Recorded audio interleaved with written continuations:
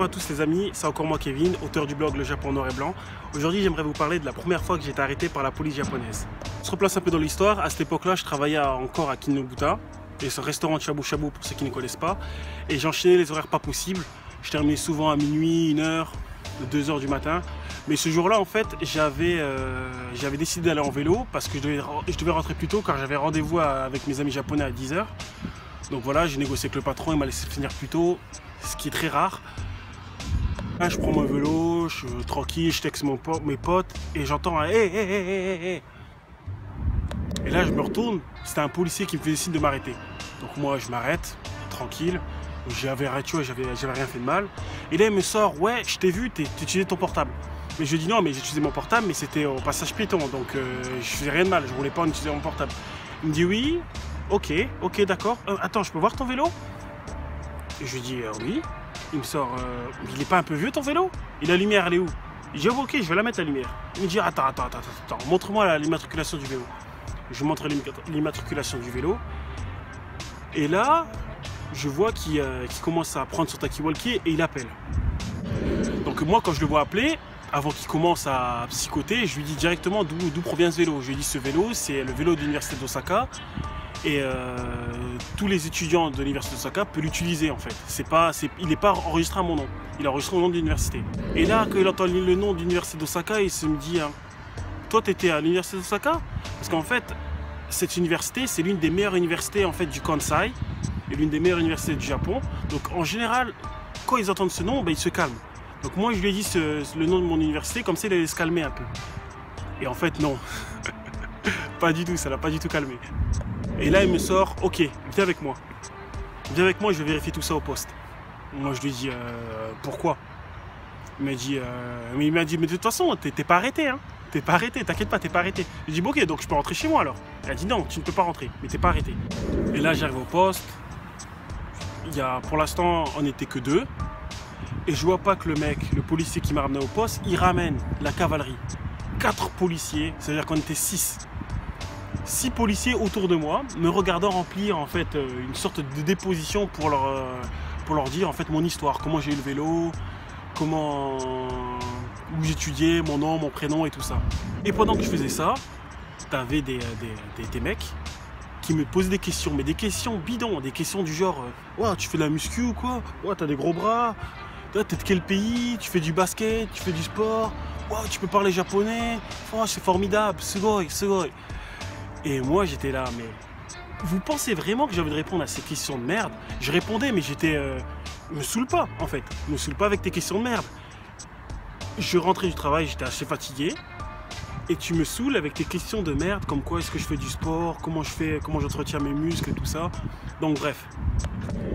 Et là il arrive, le même mec qui m'avait arrêté, il arrive et il me sort, on a appelé le propriétaire du vélo, il n'a rien à voir avec l'université d'Osaka.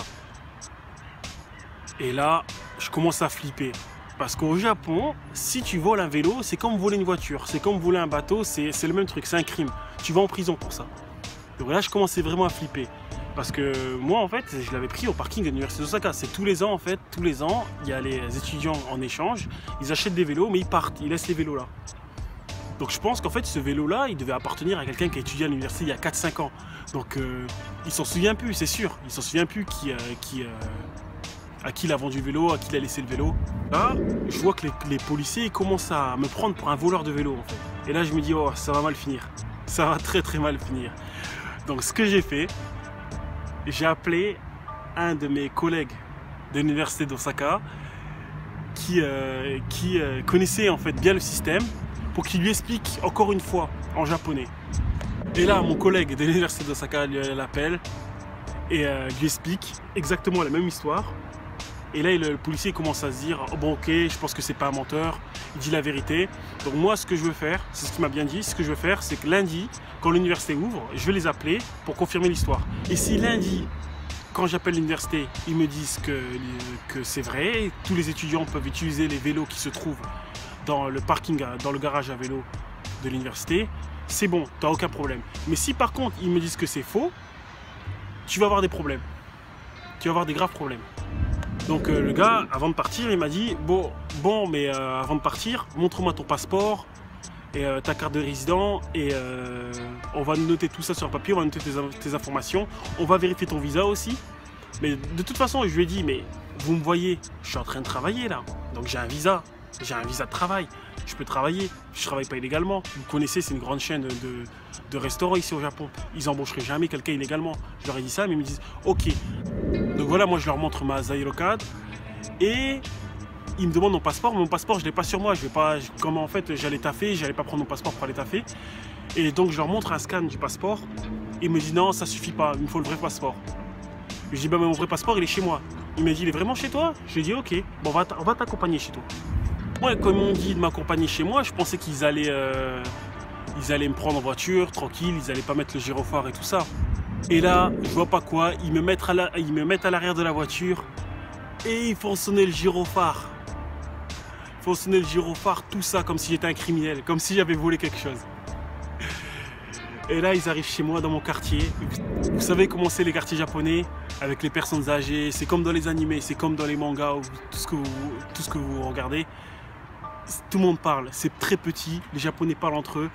Quand ils vont voir un black arriver dans une voiture de police avec les gyrophares, ce qui sonne comme je sais pas quoi, à l'arrière du véhicule, ils vont se faire des idées, ils vont se faire des films. Ils vont se faire les « Ah, Sasuga, Gaikokoji ». Ils vont penser que tous les étrangers sont comme ça, les étrangers attirent les problèmes dans le quartier, alors que j'avais rien fait moi, j'avais rien fait du tout. On arrive dans mon quartier, il était 2 h du mat, parce qu'en fait entre temps j'avais passé 4 heures au poste, en répondant à leurs questions, en m'amusant avec eux, en répondant à leurs questions sur les étrangers, en les laissant dire des compliments.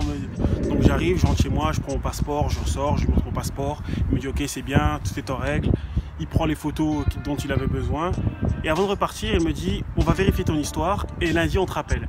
Si c'est bon, bah, tu n'auras plus de problème et l'histoire sera finie et tu pourras récupérer le vélo. Mais si c'est faux, ben... Donc le lundi il me rappelle et me dit oh en fait c'est bon, j'ai appelé l'université et tout ça, ils me disent que c'est vrai, que tu étais bien là-bas. Et que le vélo tu l'as bien pris là-bas, tu as été enregistré ou quoi à l'office comme quoi c'était toi et tout ça. Donc je suis vraiment désolé de t'avoir accusé et tout. Et moi je savais que t'étais pas un voleur et tout. Moi quand il me parlait comme ça, j'étais avec ok, d'accord, ok. Et là tu vois pas qu'il commence à me poser des questions sur ma vie et tout, jusqu'à quand je vais travailler là-bas et tout. Mais moi j'étais en mode, hey, t'es policier ou t'as envie d'être mon pote?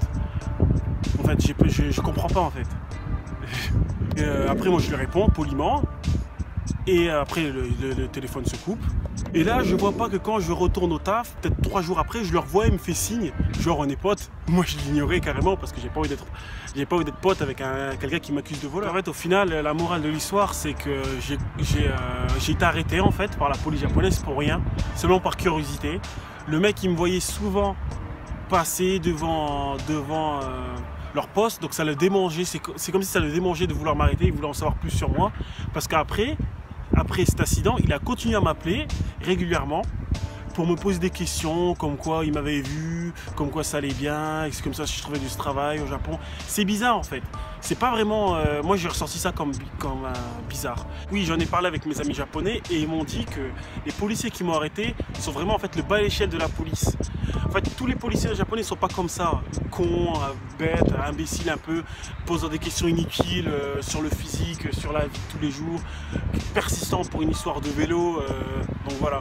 Et le plus marrant dans ça, c'est que mes amis japonais m'ont dit que eux, si ce genre de policiers les arrête, ben ils fuient en fait. Ils se cassent même pas la tête. Quand on leur dit stopper, ils fuient.